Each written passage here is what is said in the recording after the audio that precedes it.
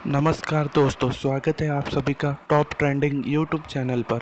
आज हम बात करेंगे शेयर मार्केट के बारे में, या आप स्टॉक मार्केट भी कह सकते हैं। दोस्तों बेसिकली आज मैं 3 पॉइंट डिस्कस करने वाला हूँ। फर्स्ट है कि शेयर क्या होता है, सेकंड है शेयर मार्केट क्या होता है एंड कैसे उसमें ट्रेडिंग होती है, थर्ड है कि किन चीज़ों की ज़रूरत है आज के टाइम पे स्टॉक मार्केट में ट्रेडिंग करने के लिए। तो चलिए शुरू करते हैं। So what is share. दोस्तों किसी भी बिजनेस को स्टार्ट करने या ग्रो करने के लिए कैपिटल यानी पैसे की ज़रूरत होती है, और वो भी बहुत सारे पैसे, जिसके लिए कंपनी के छोटे छोटे हिस्से कर दिए जाते हैं जिसे हम शेयर्स कहते हैं, और उन्हें पब्लिक को बेच दिया जाता है। फॉर एग्जाम्पल सपोज एक बिजनेसमैन है मिस्टर एक्स। इनकी एक कंपनी है जिसका नाम है ABC, जिसकी वैल्यू है 50 लाख रुपए, और ये अपने बिजनेस को ग्रो करना चाहते हैं जिसके लिए इन्हें 40 लाख रुपीज़ की और ज़रूरत है।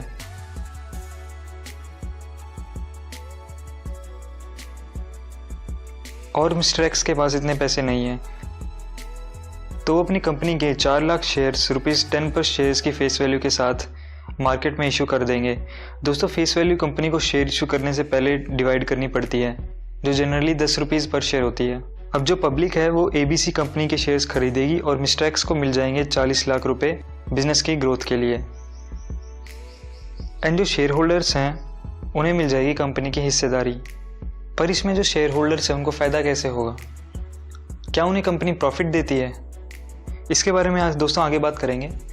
पहले हम जान लेते हैं शेयर मार्केट क्या होता है। दोस्तों जैसे आपको अगर कुछ परचेज करना होता है तो आप मार्केट में जाते हैं, वैसे ही शेयर्स की बाइंग एंड सेलिंग के लिए भी मार्केट्स होती हैं। दोस्तों पहले के ज़माने में जब कंप्यूटर एंड इंटरनेट इतना यूज़ नहीं किया जाता था, तो जो शेयर्स की बाइंग एंड सेलिंग है वो फिजिकली होती थी, ऑक्शंस वगैरह जो बोली लगती थी शेयर्स की। लेकिन आज के टाइम पे जब इंटरनेट का इतना ज़्यादा यूज़ होने लग गया है तो ये सारा सिस्टम ऑनलाइन हो गया है। आप घर में बैठ के भी शेयर्स की बाइंग एंड सेलिंग वो कर सकते हैं। तो दोस्तों जो दो बहुत पॉपुलर मार्केट्स हैं वो हैं NSE national stock exchange and BSE Bombay stock exchange. दोस्तों ये दो बहुत ही पॉपुलर मार्केट्स हैं जिनके अंदर सबसे ज़्यादा बाइंग एंड सेलिंग्स होती है शेयर्स की। और इसके अलावा भी कई और मार्केट्स हैं, जैसे कोलकाता स्टॉक एक्सचेंज भी है, पर जो सबसे दो पॉपुलर हैं वो यही हैं NSE एंड BSE। दोस्तों जितनी भी कंपनीज होती है जो अपने शेयर इशू करती है, उनको पहले अपने आप को इन मार्केट्स में रजिस्टर करवाना पड़ता है। दोस्तों NSE में 1700 कंपनीज लिस्टेड हैं और BSE में लगभग 5400 कंपनीज लिस्टेड हैं। दोस्तों NSE के जो रिलेटिव उतार चढ़ाव होते हैं स्टॉक्स के अंदर, उन्हें हम कहते हैं निफ्टी। BSE के अंदर जो उतार चढ़ाव होते हैं शेयर्स के अंदर, उसे हम कहते हैं सेंसेक्स। इसके बारे में आपने सुना भी होगा। दोस्तों सेबी ने कुछ गाइडलाइंस इशू की हुई हैं, उन गाइडलाइंस के आधार पे ही जो इन्वेस्टमेंट है और जो स्टॉक्स एंड शेयर्स की जो ट्रेडिंग है वो इन मार्केट्स में होती है। ओके, तो चलिए दोस्तों देखते हैं कि बेसिकली जो शेयर मार्केट है वो कैसे काम करता है, how share market works.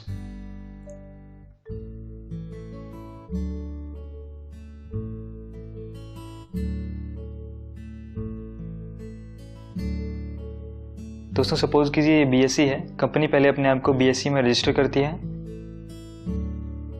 And जो फाइनेंशियल ब्रोकर्स हैं वो भी शेयर मार्केट्स के लिए काम करते हैं एज ए एम्प्लॉय, उनका उसमें कमीशंस होता है। दोस्तों फाइनेंशियल ब्रोकर्स होते हैं जो पब्लिक होती है, जिनको शेयर्स और स्टॉक्स की नॉलेज नहीं होती है कि कौन सी कंपनी में इन्वेस्ट करना चाहिए, कौन सी कंपनी में इन्वेस्ट नहीं करना चाहिए, तो वो आपको एज ए एडवाइस देते हैं और आपके लिए जो बाइंग एंड सेलिंग है उसका काम भी करते हैं वो, और बदले में आपसे कमीशन लेते हैं।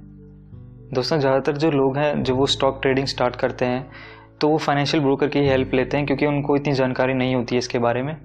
तो एक बेटर ऑप्शन रहता है कि आप फाइनेंशियल ब्रोकर्स की हेल्प लें।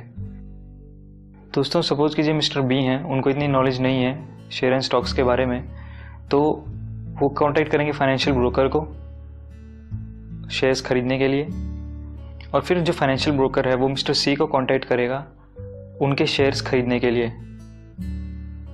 अगर मिस्टर C बेचने में इंटरेस्टेड हैं तो वो फाइनेंशियल ब्रोकर को कांटेक्ट करेंगे अपने शेयर्स बेचने के लिए, और वो फाइनेंशियल ब्रोकर जैसी रिक्वायरमेंट है मिस्टर B की, उनको उसके हिसाब से कांटेक्ट करेगा वो शेयर्स परचेज करने के लिए। अगर दोस्तों मिस्टर B को सारी नॉलेज है मार्केट के बारे में, तो वो डायरेक्टली भी मिस्टर C के साथ परचेज कर सकते हैं, तो फाइनेंशियल ब्रोकर को उनको कमीशन नहीं देना पड़ेगा। तो दोस्तों ऐसे जो है बेसिकली शेयर मार्केट काम करता है। तो दोस्तों अब बात करते हैं कि जो शेयर होल्डर्स है वो प्रॉफिट कैसे कमाते हैं। दोस्तों जब एक पर्सन एक कंपनी के शेयर्स खरीदता है तो उसमें कोई खास लिमिट नहीं होती है। आप एक छोटी अमाउंट से भी स्टार्ट कर सकते हैं, लाइक 500 रुपये से भी स्टार्ट कर सकते हैं और करोड़ों में भी जाती है वो। तो उसी हिसाब से दोस्तों जो ओनरशिप राइट्स हैं और जो अदर वोटिंग राइट्स हैं या फिर बहुत तरह के राइट्स होते हैं वो उन्हीं शेयर होल्डर्स को मिलते हैं, उनका जो शेयर का प्रोपोर्शन है उसके हिसाब से। तो मैं आपको एक एग्जांपल देके समझाता हूँ दोस्तों कि जो एक कंपनी का बहुत छोटा सा हिस्सा परचेज करते हैं वो इससे कैसे प्रॉफिट कमाते हैं। तो कंपनी ABC का एग्जांपल लेते हैं दोस्तों। इसकी फेस वैल्यू है ₹10। इसने इशू किए हैं 4 लाख शेयर्स ₹10 पर शेयर के हिसाब से ₹40 लाख के लिए।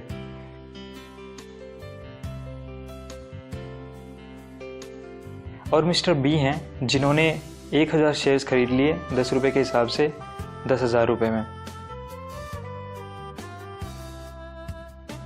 अब सपोज कीजिए कंपनी को अगले 1 महीने में अच्छा प्रॉफिट हुआ,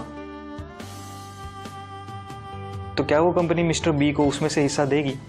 जी नहीं। तो मिस्टर B अब प्रॉफिट कैसे कमाएंगे? दोस्तों जब कंपनी को प्रॉफिट होता है तो उसकी जो मार्केट वैल्यू है उसकी फेस वैल्यू से बढ़ जाती है। सपोज इसकी फेस वैल्यू थी 10 तो उसकी मार्केट वैल्यू 11 हो जाएगी। तो जहाँ पे मिस्टर B ने उसको 10 रुपये में ख़रीदा था तो अब उसकी मार्केट वैल्यू 11 हो गई है, तो उसको अगर 11 रुपये में बेचना चाहें तो उन्हें 1000 रुपये का प्रॉफिट हो जाएगा। तो इस तरह से दोस्तों बाइंग एंड सेलिंग में प्रॉफिट कमाया जाता है शेयर ट्रेडिंग के अंदर। दोस्तों ये तो होगी शेयर ट्रेडिंग की बात। इसके अंदर लॉन्ग टर्म इन्वेस्टमेंट्स भी होती हैं और बहुत तरह की इन्वेस्टमेंट्स होती हैं, म्यूचुअल फंड्स वगैरह और भी बहुत टाइप की इन्वेस्टमेंट्स होती हैं। लेकिन बेसिकली अगर मैं बात करूं तो शेयर ट्रेडिंग में ऐसे ही जो शेयर होल्डर्स है वो पैसा कमाते हैं। रोज़ की रोज़ शेयर्स खरीदे जाते हैं, रोज़ की रोज़ बेचे जाते हैं जब उनके दाम बढ़ जाते हैं। और जिस तरह से इन्होंने प्रॉफिट कमाया है दोस्तों, वैसे ही अगर कंपनी को सपोज कीजिए लॉस हो गया तो जो मार्केट वैल्यू है वो कम हो जाती है, उसकी कम वैल्यू पे उसको बेच देते हैं तो आपको लॉस हो जाता है। तो ऐसे ही इसमें ये प्रॉफिट एंड लॉस का सिस्टम काम करता है।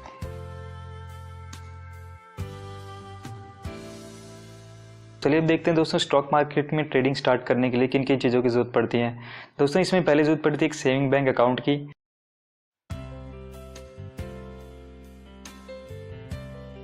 उसको हमें अपने डीमैट अकाउंट से लिंक करना पड़ता है। तो डीमैट अकाउंट हमारा एक अकाउंट बन जाएगा ऑनलाइन, जिससे हम जो हमारे जो डिटेल्स हैं हमारे शेयर स्टॉक से रिलेटेड वो हम सारी उसमें देख पाएंगे ऑनलाइन, कहीं से भी इंटरनेट के एक्सेस के थ्रू हम वो देख सकते हैं। ट्रेडिंग अकाउंट में दोस्तों जितनी भी हमारी परचेजिंग एंड सेलिंग होती है शेयर्स की, वो जितनी भी ट्रांजैक्शंस है वो ट्रेडिंग अकाउंट से होती हैं। और अगर हमें जो प्रॉफिट और लॉस हो रहा है वो हमारे डीमैट अकाउंट में फिर शो हो जाता है। सपोज कीजिए हमें प्रॉफिट हो रहा है तो हमारा वो प्रॉफिट हमारे डीमैट अकाउंट में पहले ट्रांसफ़र होता है और फिर वो डीमैट अकाउंट से अगर हमारे जो हमें अर्निंग हुई है वो अर्निंग अगर हम अपने सेविंग बैंक अकाउंट में ट्रांसफ़र करना चाहते हैं तो वो हमारे डीमैट अकाउंट से ट्रांसफ़र होती है। तो दोस्तों इन्हीं चीज़ों की ज़रूरत होती है। अगर आपको वीडियो पसंद आया हो तो please like, share and subscribe करें टॉप ट्रेंडिंग यूट्यूब चैनल।